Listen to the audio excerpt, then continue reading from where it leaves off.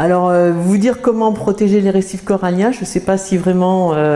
enfin, on pourra en débattre parce que c'est compliqué, mais j'espère effectivement pouvoir échanger avec vous à ce sujet-là et surtout pouvoir éventuellement tester ensemble quelque chose qu'on a voulu proposer en termes de sensibilisation et d'éducation à l'environnement autour des écosystèmes coralliens. Alors, je remercie bien sûr Armor Science pour cette invitation et puis la commune de Pyros-Guirec pour être dans ce magnifique auditorium. Alors, donc oui, je suis chercheuse associée à l'IRD parce qu'en fait, je suis une ex-directrice de recherche de l'IRD puisque j'ai pris ma retraite maintenant depuis 1 an et demi. Et je suis aussi chef d'un projet sur la sensibilisation à l'environnement marin qui s'appelle Bluetooth et dont j'aurai l'occasion de vous parler un petit peu à la fin, là, si certains d'entre vous veulent qu'on en discute, vous êtes les bienvenus. La protection des récifs coralliens. Illustration par l'éducation à l'environnement et les sciences participatives. Je ne suis pas une spécialiste, d'une part, des récifs coralliens sensu stricto, c'est-à-dire que je ne suis pas au départ spécialisée là-dedans, parce que je suis biostatisticienne, et je ne suis pas non plus une spécialiste des sciences de l'éducation. Donc biostatisticien, effectivement, c'est quelqu'un qui travaille en méthodologie et qui est un petit peu transversal, qui va travailler avec différentes disciplines. J'ai commencé effectivement ma carrière en tant que biostatisticienne des pêches à l'Institut de recherche pour le développement et je travaillais sur la dynamique des exploitations halieutiques de la pêcherie artisanale sénégalaise qui est absolument très intéressante à étudier. Et mon objet de recherche, c'était plus le pêcheur que le poisson. Bien que je sois quand même biologiste de formation, je m'intéressais aux interactions du pêcheur avec la ressource halieutique. Donc je suis restée à peu près une dizaine d'années à travailler autour des pêcheries en Afrique de l'Ouest. Et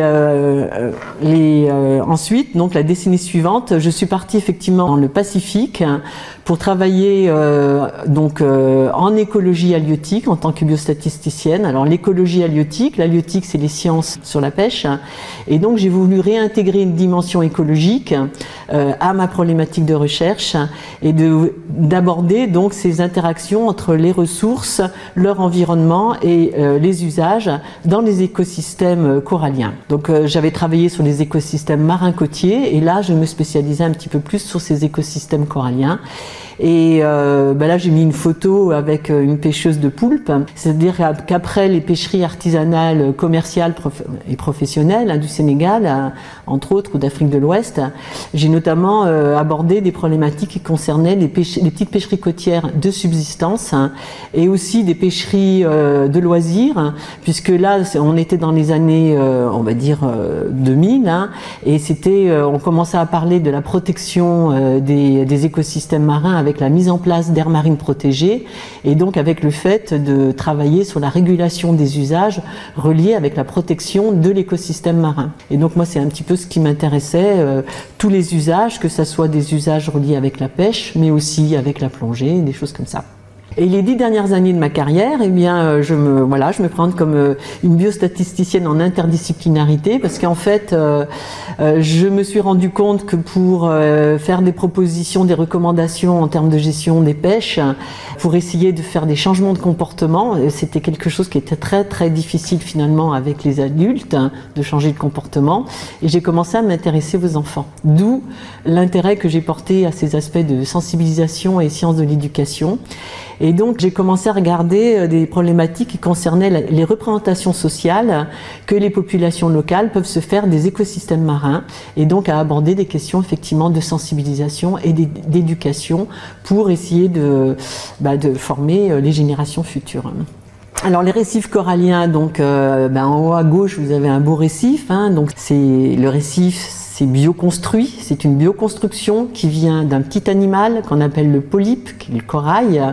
Donc le corail est constitué par effectivement ce petit animal qui est associé avec une algue et qui va construire un squelette calcaire extérieur qu'on voit donc à travers le corail quand on le trouve dans la mer, hein, c'est une structure dure.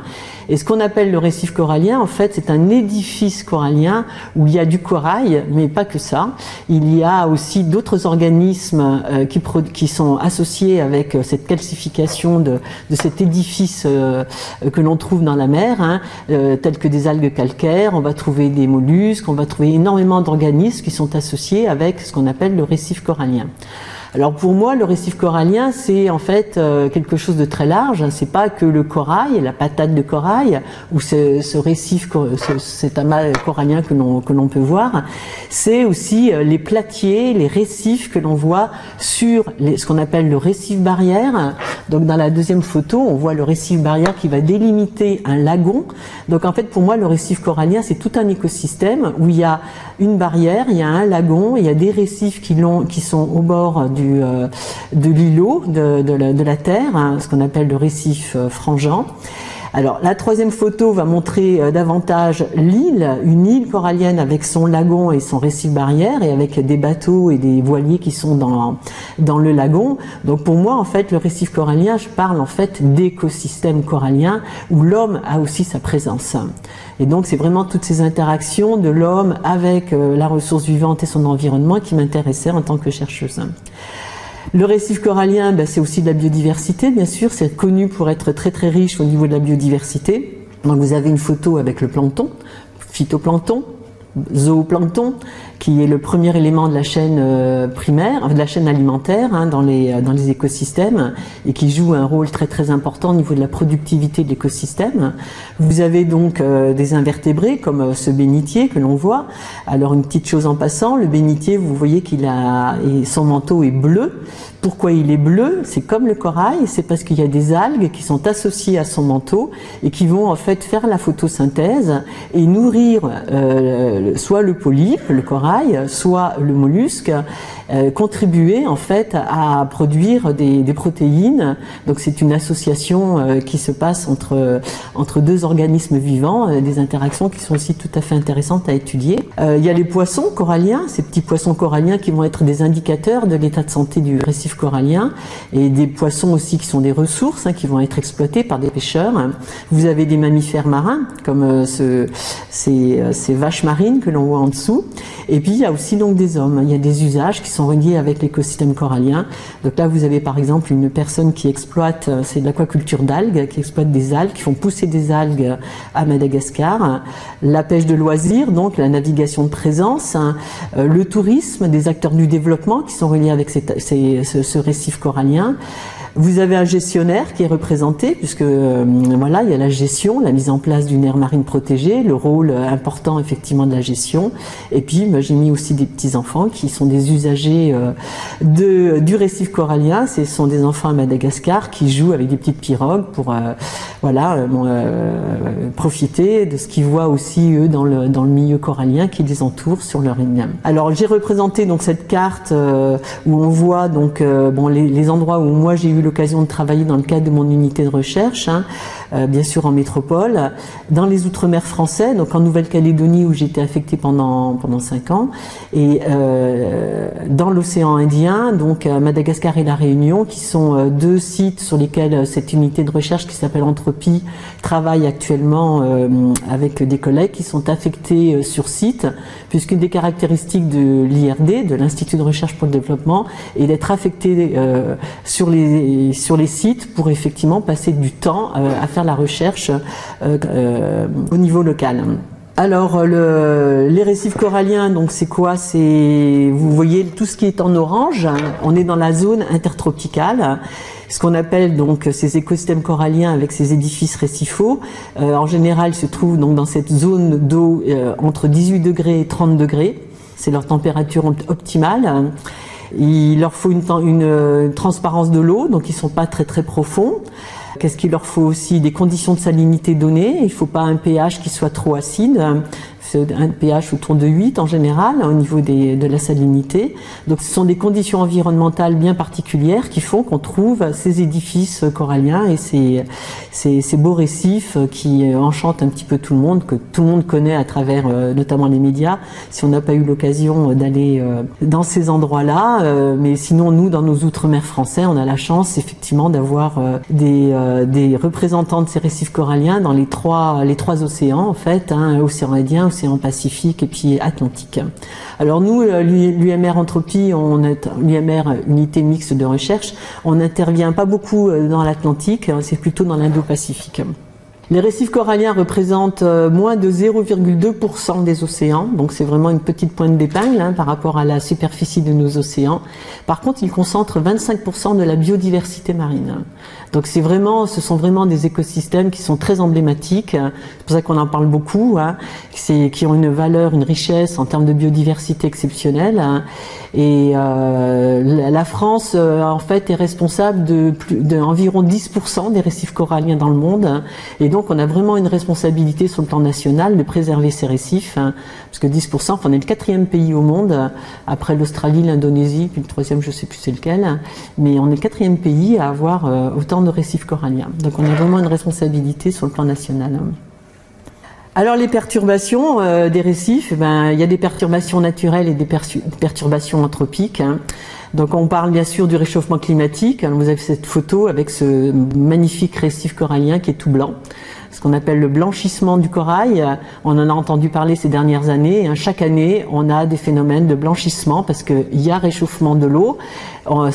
Si l'eau dépasse le 30 degrés, à ce moment-là, effectivement, il se passe un phénomène où la zooxanthelle, qui est la petite algue qui vit en association avec le corail, va être expulsée du manteau du corail et du coup, le corail perd sa couleur. Hein.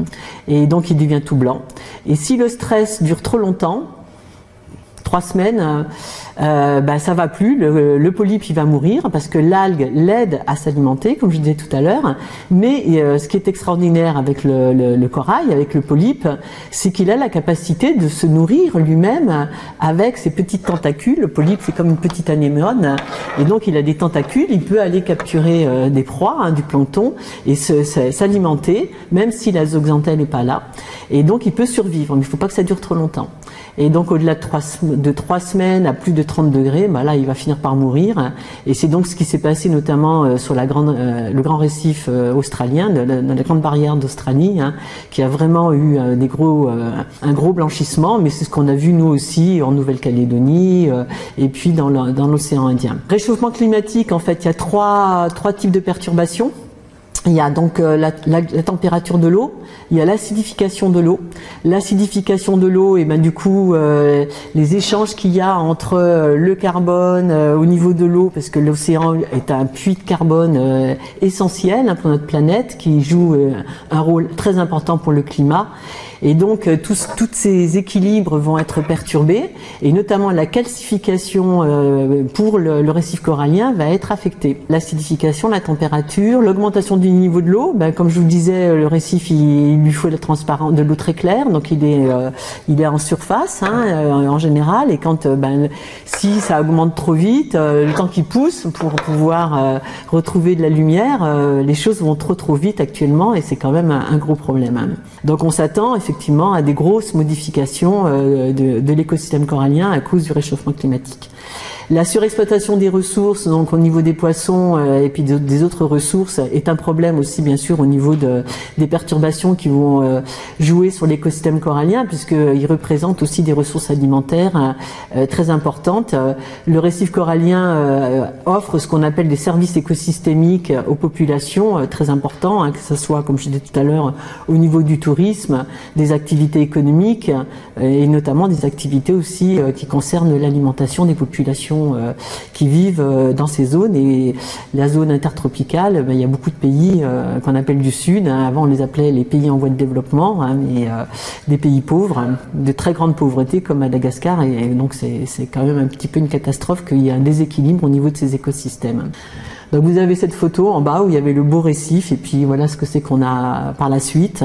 Alors qu'est-ce qui s'est passé?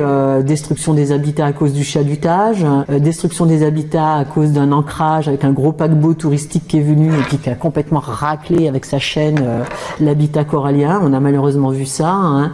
La pollution qui va jouer, qui va développer des maladies microbiennes, virales sur le récif. Le coronavirus, nous, il nous a affectés, hein, mais malheureusement, nos écosystèmes marins, ils sont aussi affectés par des maladies virales. Et on voit de plus en plus, effectivement, des problèmes qui se posent par rapport à tout ça.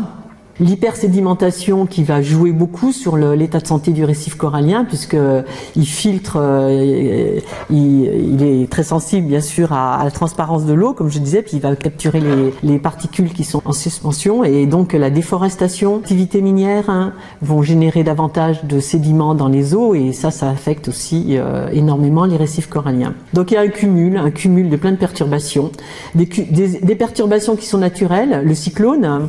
Bon, on sait que le réchauffement climatique va augmenter la fréquence des cyclones, mais le cyclone, il y en a toujours eu de toute façon. Hein. Et il va perturber, bien sûr, il va casser le récif corallien qui est quand même fragile. Mais ça, ce sont des perturbations naturelles. Et le beau sable blanc qu'on a autour de nos îlots coralliens, en fait, c'est du corail qui a été cassé, qui a été érodé. Et donc, moi, c'est intéressant d'avoir des belles plages de sable blanc. Hein, mais tout ça fait partie d'un processus physique, chimique, naturel et bon qui existe depuis des milliers d'années. Alors, à l'heure actuelle, on estime qu'il y a à peu près 20% de récifs qui ont disparu, 20% qui sont menacés de disparition, 75% qui sont menacés de dégradation. Enfin bref, 75%. Hein, donc la situation est grave. La situation est grave, on le sait. On a plein de messages d'alerte, hein, comme quoi nos océans ils vont pas bien, hein, les déchets, etc. On en entend parler régulièrement. Et donc il faut réagir. Hein. Alors il y a quand même des réactions qui se passent. Donc faut espérer effectivement que les choses elles vont changer très rapidement. Alors par contre on peut se poser la question, est-ce que ce sont des perturbations naturelles ou anthropiques? Est-ce que vraiment l'homme on peut agir ou est-ce que c'est la nature qui... Hein, alors j'ai pris cet exemple avec ce qu'on appelle les acantastères, hein, ce sont des étoiles de mer, hein, Acanthaster plancy, elle est belle, hein, on l'appelle aussi le coussin de belle-mère, ça c'est pas très gentil je trouve. Hein. L'Acanthaster plancy, elle se nourrit du polype, elle se nourrit du corail. Et donc elle aime bien arriver sur le récif. Et puis quand elle commence à manger le polype, eh ben elle provoque aussi du blanchissement. Parce que vous avez à droite un beau acropora là, qui est un beau corail, une colonie corallienne hein, qui a été envahie par des acanthastères. Alors il peut y avoir des milliers d'acanthastères qui arrivent sur le récif et puis qui ravagent littéralement le récif, qui meurt quoi. Mais ça c'est, alors on se pose la question, est-ce que c'est des phénomènes naturels? Comment ça se fait qu'il y a ces explosions d'acanthastères? Alors vous avez le triton qui est à gauche, qui est en fait le prédateur naturel de l'acanthastère. Et ce beau triton, je suis sûr que parmi vous, il doit y en avoir qui en ont dans leur collection de coquillages, dans leur vitrine. Hein. Et ben voilà, peut-être qu'on en a un peu trop ramassé. Du triton, il n'y en a plus beaucoup. Les prédateurs naturels de l'acanthastère, il n'y en a plus beaucoup. Alors est-ce que c'est pour ça qu'il y a des explosions d'acanthastère hein? Bon, il y a quand même d'autres hypothèses. L'acanthastère, est-ce que ce serait pas à cause du fait qu'il y a des pollutions reliées aux nitrates, etc. Enfin bref, c'est très complexe. Les chercheurs se posent la question, est-ce que c'est relié avec de la température de l'eau, qu'on a effectivement des invasions d'acanthastères de plus en plus fréquentes. C'est par période. Mais les perturbations dans les milieux naturels, dans les écosystèmes, c'est positif et c'est en même temps négatif, bien sûr. Hein. C'est positif parce qu'une bonne perturbation, ça permet de faire ça réagit aussi, ça réagit très vite des fois. Hein. Et donc, moi je me rappelle toujours l'exemple de ce qu'on appelle la malague dans les étangs de Méditerranée. C'est une explosion d'algues rouges et ça fait tout crever dans l'étang à cause de la température qui devient très importante. Mais un mois plus tard, pouf, l'écosystème il repart à fond la caisse. Par contre, des perturbations qui arrivent comme ça de plus en plus fréquentes et avec un cumul de plein de perturbations diverses et variées, à un moment donné, on se pose quand même des questions sur la résilience, la capacité de résistance du récif corallien, enfin des écosystèmes en général. Force de morfler, là, à un moment donné, on n'a plus de force, on n'a plus de résistance. Il y a une perte de la biodiversité et la résilience d'un écosystème naturel, elle est reliée aussi à la biodiversité. Hein. Plus il y aura des espèces espèces avec ce qu'on appelle des fonctions écologiques différentes qui peuvent se remplacer, et bien plus le milieu sera résilient et capable de résister à un changement. Alors, la protection des récifs coralliens, alors les solutions, la première c'est la gestion, hein. Donc j'ai parlé des aires marines protégées. Les aires marines protégées, il y en a de plus en plus. C'est pas si vieux que ça, hein, parce qu'avant il y avait surtout des aires protégées terrestres, hein, et là ça fait quoi, une petite vingtaine d'années, je dirais qu'on a mis un gros boom sur les aires marines protégées, de manière à effectivement essayer de protéger en termes de mettre en place des réserves où la diversité est effectivement sous protection, mais c'est protéger aussi les usages. C'est pas interdire forcément les usages. Une aire marine protégée, on essaye de réguler les usages, on ne veut pas forcément interdire toute forme de pêche, mais on va essayer de voir quelles sont les pêches qui sont les plus impactantes, comment est-ce qu'on peut essayer de trouver un équilibre entre répondre aux besoins des hommes et puis en même temps conserver notre biodiversité marine. Alors il y a des actions internationales qui sont prises, hein. Alors là j'ai marqué entre parenthèses l'ICRI qui est une initiative internationale sur les récifs de la conservation des récifs coralliens, et avec sa branche française qui s'appelle l'IFRECOR, qui est un organisme en fait qui dépend du ministère de l'écologie et du ministère de l'outre-mer, hein, et qui fait une action considérable en termes justement d'action de sensibilisation, d'information sur les récifs coralliens, et qui joue un rôle très important au niveau du lien qu'il y a entre toutes les personnes qui travaillent, qui gravitent autour des écosystèmes coralliens en France et notamment dans nos outre-mer, hein. Des actions de développement durable, on entend de plus en plus parler quand même que le fait que les entreprises aussi, les acteurs du développement doivent faire attention. Alors le RSEE, c'est la responsabilité sociale et environnementale des entreprises. De plus en plus, les entreprises, elles savent que maintenant, il faut quand même faire attention avant de proposer quelque chose en termes de développement. En même temps, la protection, tout le monde là, avec surtout le réchauffement climatique, là, il faut faire quelque chose. Et la transition énergétique, hein. La recherche, bien sûr, hein, en termes de protection, on a un rôle très important à jouer, et puis on n'arrête pas de le dire, on n'a pas assez de sous, il faut augmenter les sous de la recherche pour répondre justement à ces objectifs concernant la protection. Les sciences participatives, donc ça on en parle de plus en plus aussi, hein, dans plein de domaines. Je suis sûre que certains d'entre vous, effectivement, vous participez à un certain nombre de choses. Alors moi, les sciences participatives, c'est vrai que je les utilise dans un sens un petit peu large peut-être, hein. Pour moi, c'est autant le rôle du citoyen de contribuer à des démarches à caractère scientifique. Donc on vous sollicite, hein, pour quand vous allez en bateau, que vous voyez des mammifères marins, de faire des observations, puis de les envoyer dans des bases de données, de faire part de vos observations. Donc les gestionnaires collectent ces informations, de contribuer à aller ramasser des déchets sur la plage. Tout le monde a plus ou moins fait ça, des choses comme ça là. Mais les sciences participatives, c'est aussi peut-être la science participative dans le sens où la science va au-devant du citoyen, la science va au-devant de la société, hein, les scientifiques, les chercheurs, hein, et que donc c'est vraiment en interaction là qu'on peut arriver peut-être à faire des choses ensemble, en termes de coopération. L'éducation, bien sûr, bon, qui est l'objet quand même du compte de mon intervention, et qui a un rôle considérable. Alors j'ai pris 3 exemples de la part en termes de recherche, 3 collègues, Mehdi Hadjiroud, Aline Tribolet et puis Cécile Fauvelot, qui travaillent donc dans des laboratoires, donc Entropie qui était mon unité de recherche. Donc Mehdi Hadjiroud est un écologiste.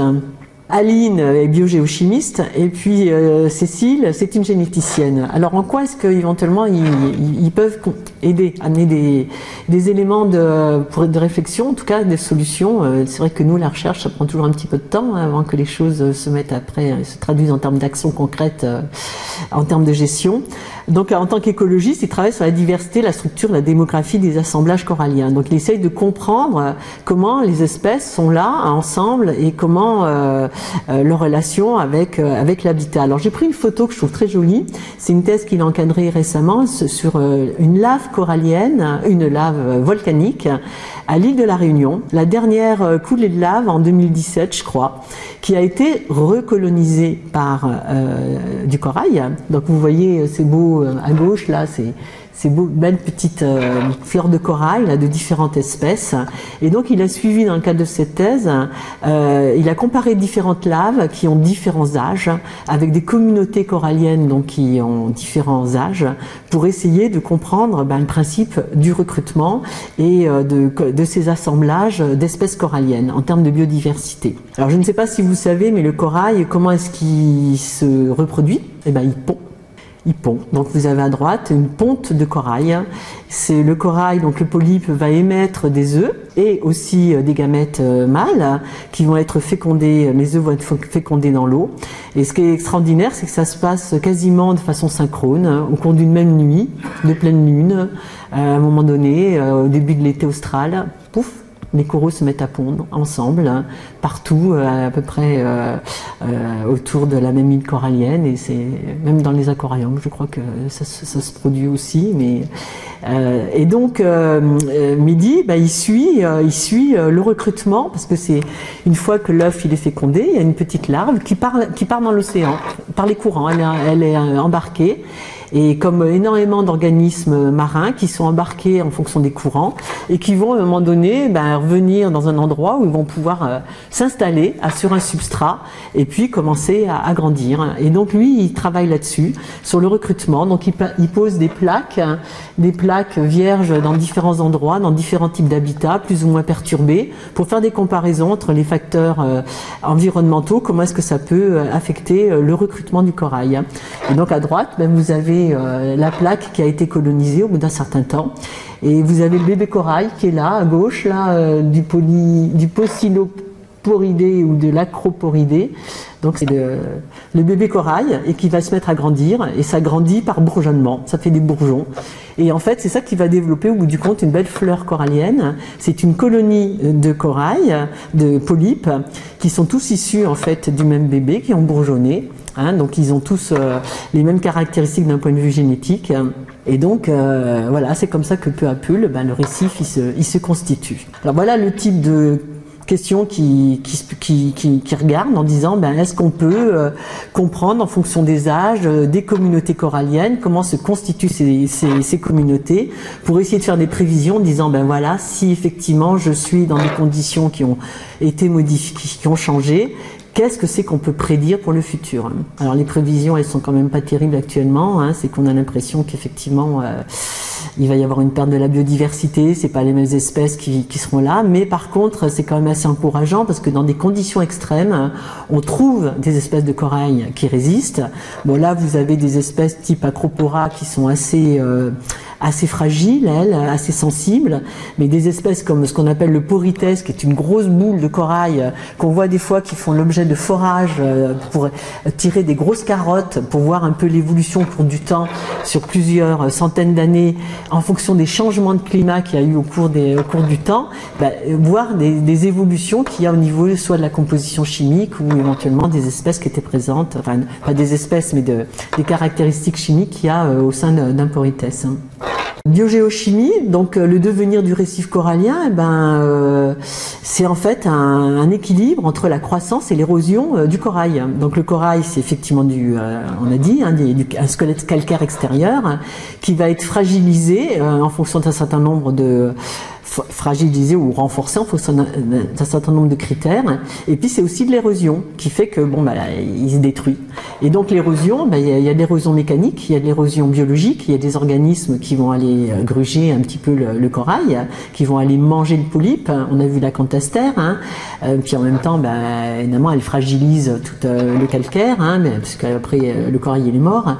L'oursin qui est herbivore, qui va aller lui manger, gratter sur le corail où il peut y avoir des petites algues, une érosion, une dissolution qui se passe au niveau chimique aussi. Donc quand on dit que l'acidification des océans reliée avec le réchauffement climatique risque d'affecter ce cycle de carbonate qu'il y a au niveau du corail, c'est vrai que c'est un petit peu inquiétant, et donc essayer de réfléchir sur les capacités d'adaptation et de résilience des récifs face aux changements qu'on attend dans le futur, quoi. Alors Aline nous dit que peut-être que 2050, la dissolution elle sera nette, quoi.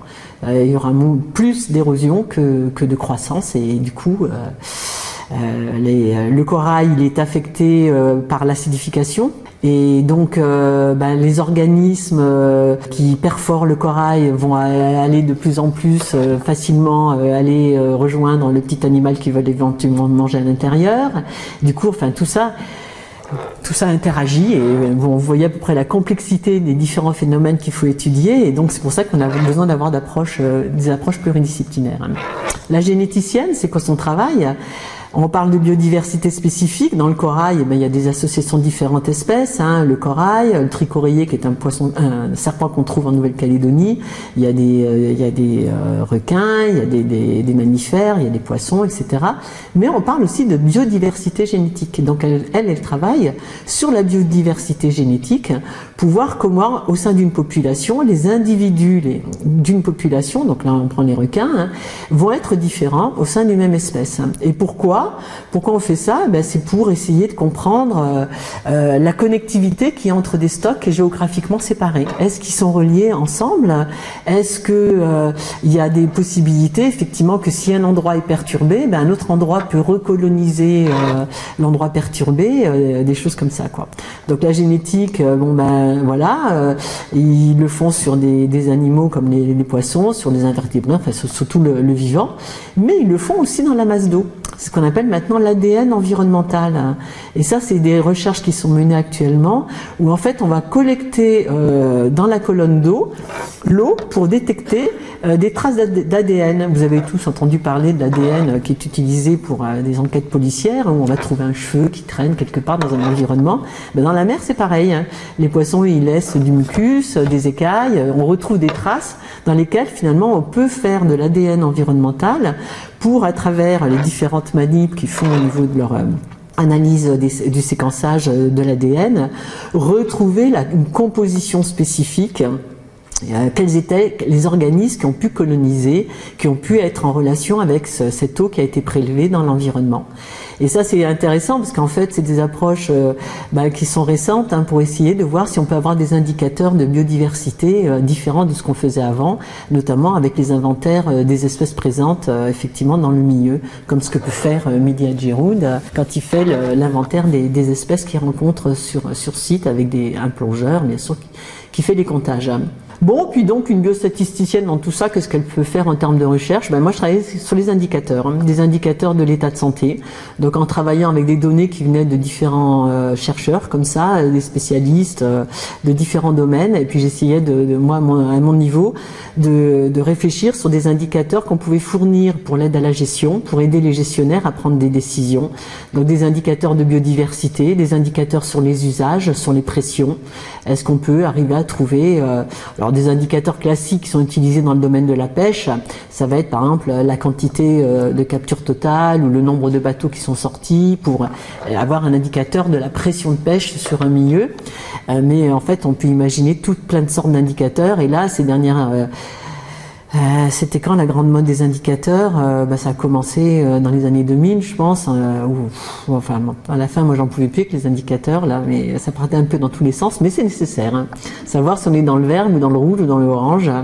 Et donc tout le monde y allait avec ses productions d'indicateurs. Bon, tout ça après, on a essayé de réfléchir sur des standardisations, sur des normes, que tout le monde s'entende, pour utiliser les mêmes indicateurs, pour au bout du compte faire des comparaisons entre les pays, entre les régions et entre les laboratoires, entre les équipes, etc.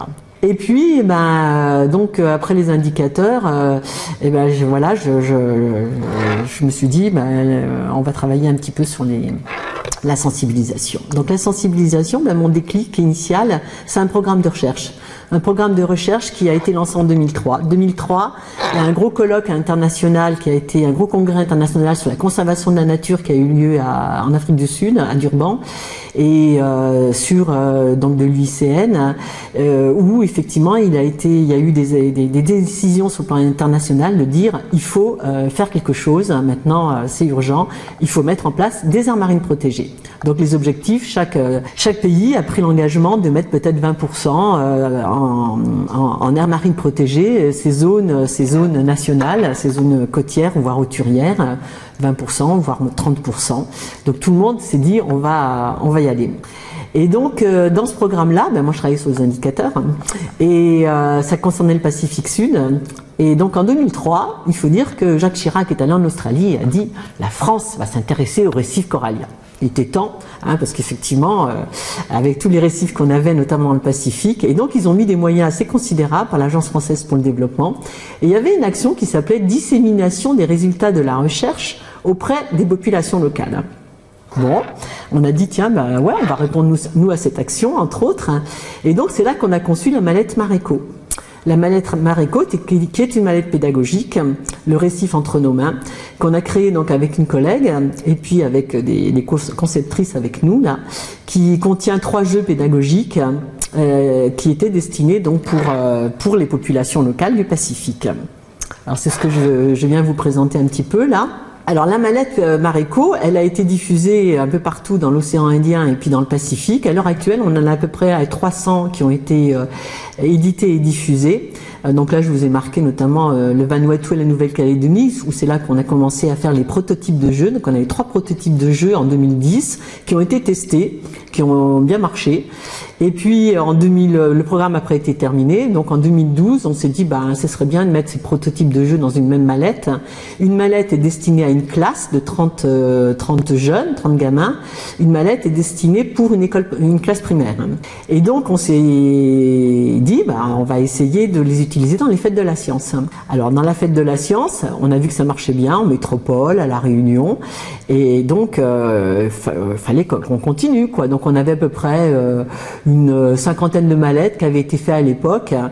Et donc le gros problème, c'est qu'il fallait trouver des sous pour éditer ces mallettes, parce qu'une mallette coûtait quand même assez cher, surtout quand on le produit en faible nombre.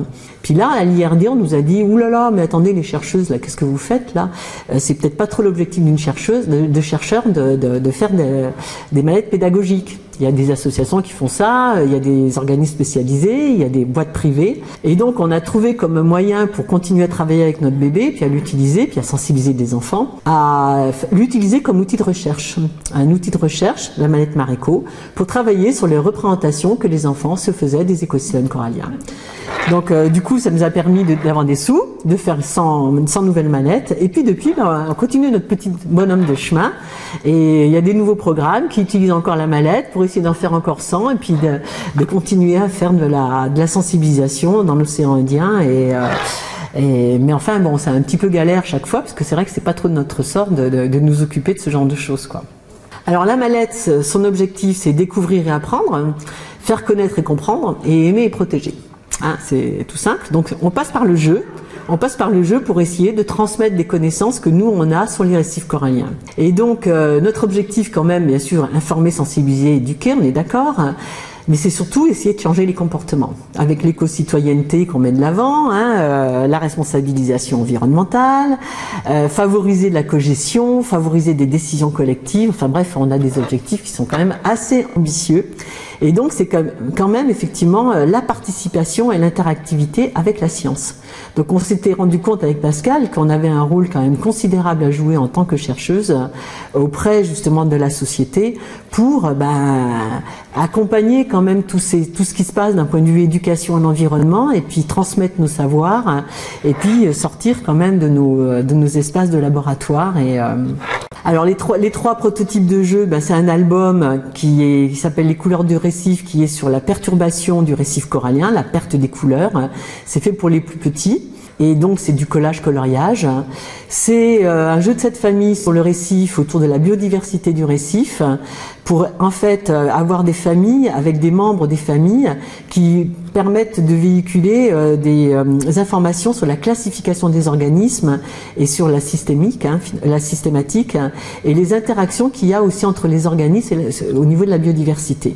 Donc vous avez là une carte, donc c'est des petits dessins rigolos qui sont avec des familles qui ont des noms rigolos. Là c'est les collets serrés, c'est pour parler en fait de ces associations qu'il y a entre deux espèces.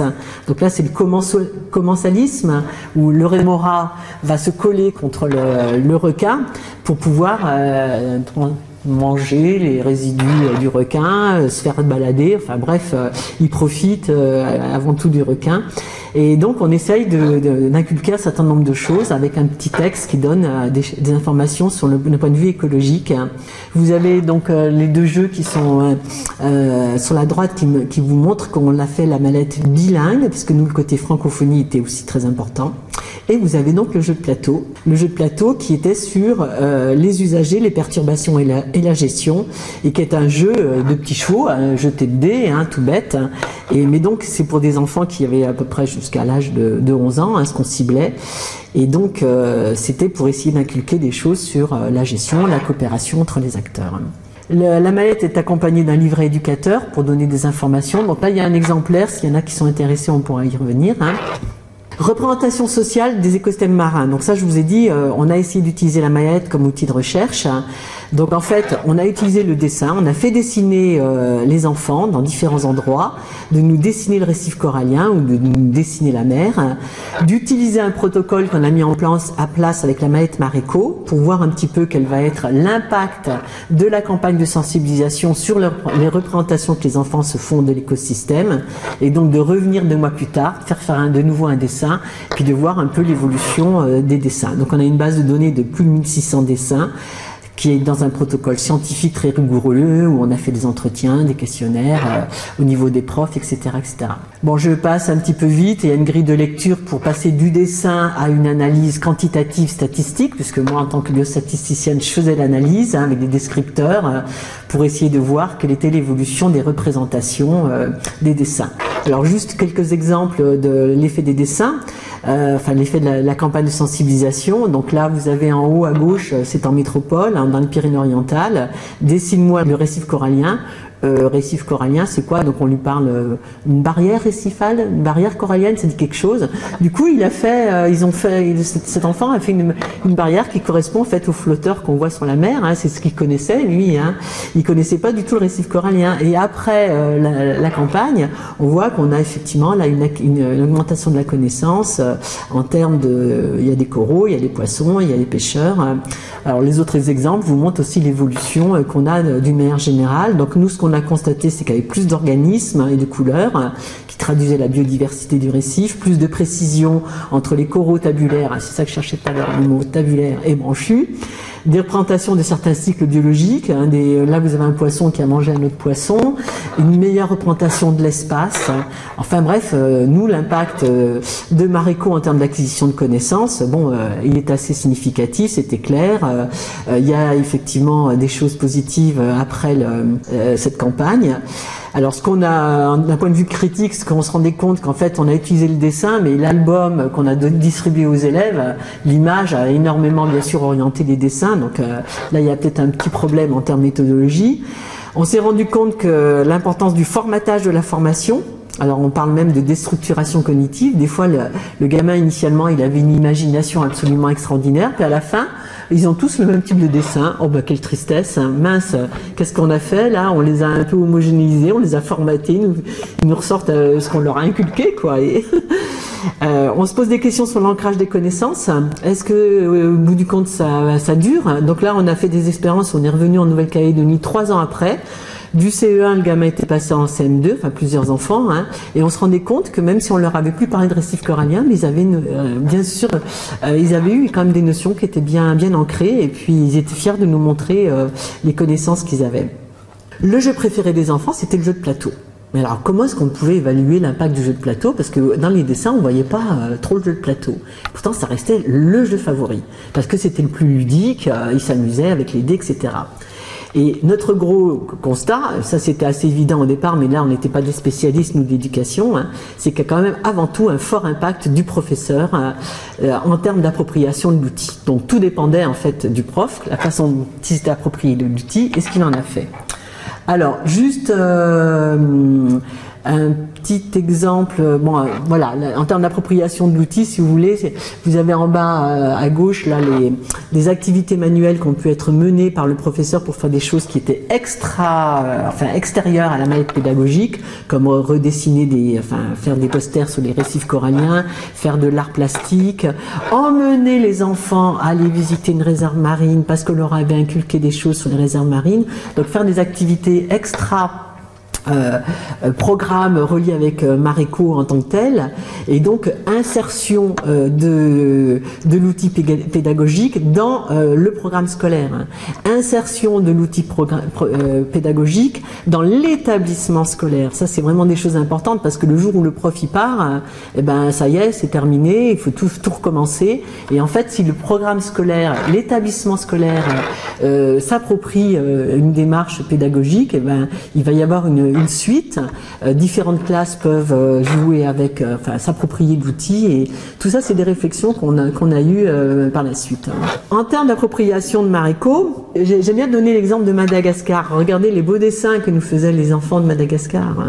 Pays très pauvre, donc on est au bord du lagon là, et ils ont des connaissances, des ressources absolument extraordinaires. C'était vraiment merveilleux de voir ça. Mais par contre, les poissons sont mis tous les uns à côté des autres, les proportions sont pas respectées.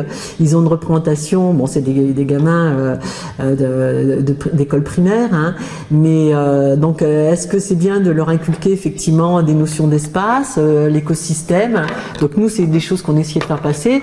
Toutes les interactions qu'il y a entre les organismes qui sont dans la mer, le fait que, attention, si on prélève une espèce, ça peut avoir des répercussions sur notre espèce. C'était un peu notre message aussi, de faire comprendre que tout est interrelié, et donc quand on veut protéger les choses, ben, il faut faire attention dès qu'on change un truc, et il y a tout qui est perturbé quelque part, quoi. Alors, ce professeur de Madagascar, hein, il a été ils ont rien, hein, ils ont vraiment rien. Il a imaginé une mise en scène du jeu de plateau, mais sans grand plateau. Il a fait faire une petite pièce de théâtre avec ses élèves, où il a repris les usagers, enfin les acteurs du plateau, hein, donc un pêcheur, un habitant de la ville, et puis un gardien, un éco-garde. Et donc il a fait jouer les gamins autour du principe du jeu de plateau, mais sans plateau, en vrai. Et en fait, c'est le principe de ce grand jeu de plateau. C'est donc le petit jeu de table qu'on avait prévu initialement pour des écoles primaires, finalement on se rend compte qu'on peut très bien l'utiliser dans un autre contexte. Alors, bon, je vais passer là-dessus. Outils de recherche, Mareco, outils de sensibilisation, mais outils aussi qui sert en éducation. Alors là, il y a le Centre universitaire de formation de recherche à Mayotte qui utilise la mallette Mareco comme étant un outil d'enseignement. C'est un master de formation des maîtres, donc c'est des futurs professeurs des écoles. Et donc les chercheurs universitaires là, qui utilisent Mareco, qui sont en sciences de l'éducation, ont utilisé Mareco comme au sein de leur enseignement pour, au bout du compte, faire des lectures critiques des éléments de la mallette par les élèves, donc les futurs profs des écoles, et de voir comment on pouvait faire des adaptations à différentes disciplines, et comment, au bout du compte, la mallette pouvait être utilisée à travers différentes disciplines, que ce soit les maths, le français, l'éducation, etc. Et donc, pour nous, c'est tout à fait intéressant. Et là, maintenant, il y a un nouveau, justement, programme qui va être lié avec l'usage de ces mallettes. Et chacun des professeurs, futurs professeurs de ce master, devrait partir à Mayotte avec leur exemplaire de mallette pour après les mettre en œuvre au sein des écoles à Mayotte. Alors l'analyse qu'on fait de tout ça, nous, c'est que la comparaison des sites, puisque je vous dis, on a distribué à peu près 300 mallettes. Dans le cadre du programme de recherche, on a comparé les Outre-mer avec la métropole. Donc on avait à peu près une vingtaine d'écoles, et dans des contextes différents, des contextes culturels différents. Donc on se voit effectivement qu'il y a des différences au niveau des représentations, mais sûr que les enfants se font de l'écosystème marin. Et donc en termes d'éducation, bon, il ne faut pas lisser non plus tout ça, mais essayer de comprendre pourquoi on a des représentations différentes. Et les représentations sociales, en fait, c'est basé sur l'étude comment est-ce qu'un groupe va se représenter un objet, va se représenter le monde. Et en fait, quand on comprend pourquoi un groupe qui a des interactions entre eux, que ce soit des enfants qui vivent dans un même quartier, que ce soit un groupe au sein d'une association, des gens qui interagissent, etc., que ce soit une association, même une ONG militante, etc., de comprendre comment est-ce qu'on se représente les choses pour, au bout du compte, aider à gérer des conflits. C'est qu'en fait, c'est qu'on a des représentations différentes du monde qui fait qu'on s'entend pas, qu'on n'arrive pas à communiquer entre nous. Et donc, c'est le contexte local et conjoncturel peut permettre d'expliquer beaucoup de choses sur la représentation, puis au bout du compte comprendre pourquoi on n'arrive pas à parler ensemble, puis à coopérer, puis à agir ensemble. C'est un peu le but de ce jeu-là. Essayer non pas de voir les représentations, mais d'essayer de se mettre en situation pour se dire, ah bon, tiens, là on arrive à une situation de conflit, mais qu'est-ce qui se passe? Mais sauf que là on le fait à travers le jeu. On est loin du monde réel, et avec le jeu on peut se libérer. Et ça, c'est vrai que dans le domaine de l'éducation, utiliser des jeux, c'est extraordinaire pour pouvoir au bout du compte faire des choses, transférer des messages qui sont tout à fait pertinents. Les bandes dessinées aussi sont tout à fait intéressantes. Là, je donne un clin d'œil à Michel Ignette, la bande dessinée sur les animaux marins. On fait passer énormément de connaissances à travers ces planches dessinées. C'est extraordinaire, je trouve. Alors l'effet Maréco, donc on a vu, ok, c'était l'impact du protocole était significatif, mais qu'on voyait que c'était vraiment fonction de l'appropriation par le professeur. Et que là, dans certains endroits, ça posait des problèmes de formation des professeurs. C'est qu'en fait, les professeurs, ils sont bien contents quand on arrive et qu'on leur propose quelque chose. Ok, c'est tout bénef, ils vont le prendre. Mais pour qu'eux puissent effectivement se l'approprier, des fois, ils ont quand même des lacunes aussi eux-mêmes dans leur connaissance. Et donc, peut-être qu'il y a besoin aussi d'un accompagnement. Et c'est là que je pense que le chercheur a un rôle à jouer aussi. Les scientifiques, on a un rôle à jouer pour accompagner aussi des choses qui se passent d'un point de vue pédagogique avec les spécialistes de l'enseignement, de la pédagogie, mais aussi avec des spécialistes au niveau du milieu associatif. Dans les associations, il y a des gens qui ont des formations scientifiques, mais ils ne sont pas forcément au courant de tout ce qui se passe en termes de recherche actuelle. Et donc, peut-être que les scientifiques, on doit aussi travailler avec les associations, davantage avec les associations, le milieu associatif et le milieu éducatif. Voilà, l'effet de l'âge, bien sûr, ça c'était évident. Alors, les perspectives. D'une manière générale, donc on a une bonne réception de notre outil pédagogique, une bonne appropriation, mais voilà, on s'est rendu compte que l'appropriation tout seul, c'était pas forcément évident, qu'il fallait un accompagnement, une introduction, voire une formation initiale. On a vu que finalement notre outil, que nous au départ on l'avait fait, on a 3 prototypes de jeux là, et finalement son originalité, c'est sa grande adaptabilité. C'est qu'en fait, il peut être utilisé vraiment dans plein de contextes culturels différents, et puis qu'en plus, on peut faire plein d'extensions autour de cet outil. Intégration donc des concepts scientifiques par les enfants qui deviennent acteurs grâce au jeu, à l'action. Alors ça, c'est vrai que ce que je disais, le jeu permet le jeu ou des activités ludiques, sortir du contexte un petit peu scolaire. L'action aussi, les mettre concrètement sur le terrain, les emmener sur le terrain. L'utilisation de la mallette en tant que telle, c'est bien, mais c'était pas suffisant. Il aurait fallu après aller dans un aquarium pour que les enfants voient les organismes, aller sur le terrain, les faire éventuellement voir, toucher des organismes vivants sur la plage, ou ramasser des coquillages. Donc juste, la mallette ne suffit pas en tant que telle, quoi. Les activités en groupe qui favorisent la communication orale, le vivre ensemble, donc ça aussi c'est quelque chose qui est ressorti très fort. Tous les profs nous l'ont souligné en disant on a pu travailler énormément de choses finalement grâce à cette mallette. Alors on nous a reproché que c'était pas assez high-tech pour les pays du Nord. C'est un album papier, c'est un jeu avec des dés. Il faut du plus high-tech maintenant, il faut du numérique, de la vidéo, etc. Et par contre, dans les pays du Sud, on nous a dit c'est un peu trop occidental, c'est un peu trop scientifique, il faudrait peut-être quelque chose encore un peu plus simple, plus basique. Bon, d'accord, on peut mieux faire. En tout cas, pour nous, c'est qu'on a vu qu'il y avait un potentiel du jeu de plateau pour les jeux de rôle avec des joueurs adultes. Et donc, ce grand jeu de plateau que vous avez ici devant vous, il a été fait en 2015 en fait, lors d'une exposition qui a été faite lors de la COP 21 à l'Aquarium de la Porte Dorée, une exposition qui a été faite par le LABEX Corail, qui est un laboratoire d'excellence qui regroupe une douzaine de laboratoires français là, sur les récifs coralliens, qui travaillent autour des écosystèmes coralliens. Et donc le LABEX avait décidé de financer le petit jeu de plateau qu'on avait jeu de table, mais sous forme d'un grand jeu, et puis de le mettre à disposition de l'Aquarium de la Porte Dorée pendant quelques temps. Et donc on s'est dit tiens mais pourquoi pas, effectivement on va essayer de le faire et puis essayer de voir si on peut faire du jeu de rôle. Alors les jeux de rôle, c'est des trucs qui sont assez actuels, ce qu'on appelle les serious games, où on va mettre des acteurs en situation autour du jeu, autour d'un jeu pour essayer de faire les faire vivre des situations qu'on rencontre dans la vraie vie, et puis de voir un peu comment est-ce qu'on réagit en fait. Donc nous, on a eu l'occasion de l'utiliser dans différents contextes. Dernièrement, moi je l'ai utilisé au lycée de Lunel avec des secondaires, donc avec les adolescents qui sont ma nouvelle cible. Maintenant, moi je me dis je vais aller vers les ados parce que c'est vrai qu'il faut les sortir de leur tablette vidéo, les smartphones, et ça marche. Chaque fois ça marche bien. Donc j'espère que vous allez vous prêter au jeu et puis qu'on va pouvoir effectivement voir si ça marche si bien que ça, quoi. Là je termine, c'est des projets qui ont lieu. Alors Paréo, c'est Pascal Chabanet, ma collègue, il vient juste de terminer ce programme de recherche qui se passe à l'IRD de la Réunion, où ils ont pu effectivement faire une centaine de mallettes pour les diffuser aux Seychelles et Maurice et à la Réunion. Et donc l'objectif, c'est toujours pareil, projet innovant d'éducation à l'environnement qui allie transmission des connaissances, découverte du milieu sous l'angle de nouvelles technologies, actions concrètes de conservation. Enfin, on retrouve toujours les mêmes choses. Aquamarine, qui est un projet qui vient d'être accepté par Fondation de France, qui va avoir lieu à Mayotte, Réunion et puis Madagascar. Pratique et gouvernance des aires marines éducatives. Alors, aire marine éducative, c'est quelque chose qui existe depuis à peu près 5 ans. Les AME, est-ce que la question du programme de recherche, est-ce que c'est un nouveau concept ou une modalité novatrice de sciences participatives?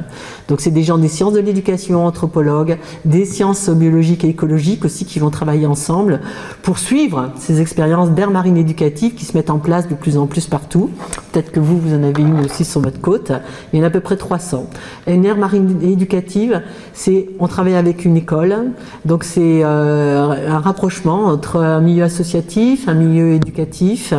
Les élus sont partie prenante, ils accompagnent, enfin ils sont d'accord. C'est les enfants qui vont gérer une aire protégée. Le projet Bluetooth, le projet dont je suis responsable, carrément, vers une réconciliation entre l'humanité et la mer, on n'a peur de rien, et une prise de conscience citoyenne des interactions entre l'homme et la mer. Donc c'est pareil, c'est des initiatives qui sont orientées vers solutions, aspects interdisciplinaires, transgénérationnels, multi-acteurs, le rôle des chercheurs dans la société civile.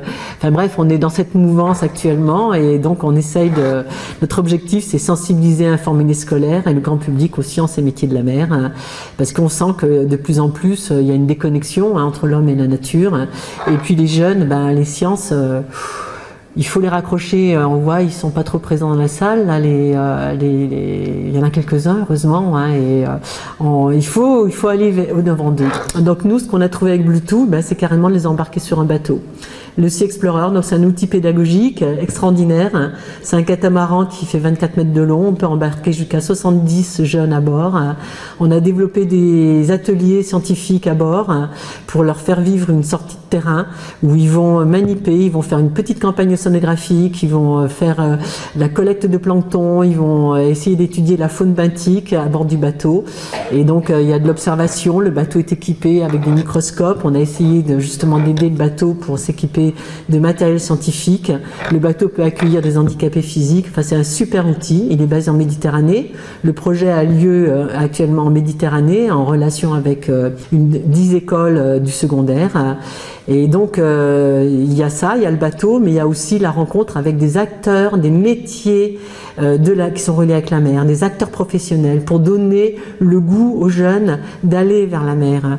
Donc en fait, ce sont que des passionnés qui sont autour du projet, des bénévoles, des statutaires, des gens passionnés par leur métier, qui acceptent de rencontrer les jeunes. Donc on a à peu près une trentaine de scientifiques, une trentaine de gens, d'acteurs professionnels dans 5 ports différents de l'Occitanie, enfin du littoral occitan là, et pour le moment ça a très bien marché, ça a été interrompu à cause du Covid, mais c'est extraordinaire, les jeunes ils tripent quoi, enfin, et là ils sont dans l'action, et donc voilà, je pense que c'est des choses alors que ce soit ces projets Bluetooth, Paréo, Aquamarine, c'est des projets de culture scientifique, sciences participatives qui visent à réconcilier l'homme et la mer.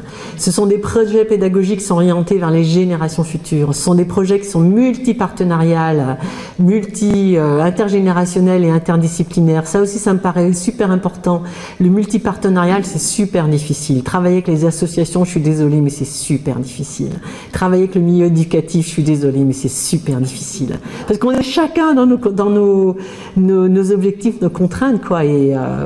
Donc c'est des approches où on essaye bon, voilà, d'aller vers la société, initiative sociale et solidaire, c'est du partage, c'est de l'échange, c'est généreux, il ne faut pas forcément beaucoup de sous en fait, hein, mais il faut du temps. Et voilà, c'est des projets régionaux, il ne faut pas que ce soit que local, le petit truc qui se passe à notre échelle. Donc on essaye de se parler entre nous et d'échanger, et ça je pense que c'est quand même... et des projets transférables, ce qu'on a réussi quelque part, on peut le faire ailleurs. Donc voilà, moi je suis vraiment très contente de venir vous parler de Bluetooth qui se passe en Méditerranée, alors que là on est en Bretagne, mais si vous voulez le Sea Explorer, on va se débrouiller, il va venir, il n'y a pas de souci, on peut s'organiser. Hein. Conclusion.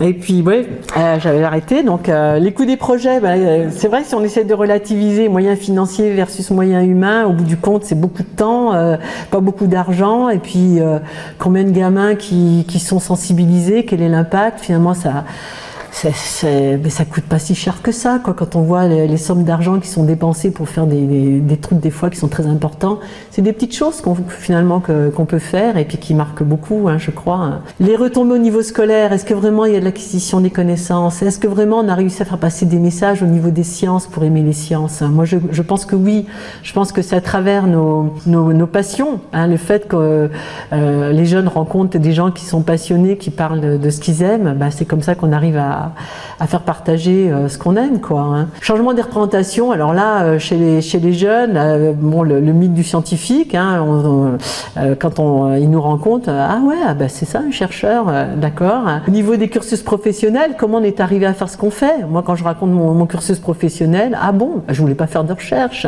Comment tu as fait de la recherche? Ou alors un pêcheur artisan, ah t'as une thèse? Pourquoi tu fais de la pêche artisanale? J'aime ça, quoi. Enfin bon, et du coup les jeunes, oui, ça donne des petites étoiles dans les yeux aussi, je pense. Hein. Donc, je pose le problème de l'interaction du chercheur avec la société civile. Alors, au bout du compte, est-ce qu'on arrive à protéger et à faire un développement durable de nos océans? Je ne sais pas. C'est des petites actions, mais c'est une petite goutte d'eau et il faut espérer qu'effectivement on y contribue. Et puis, la grosse question, quelle est la pérennité, le devenir de nos projets? Alors moi...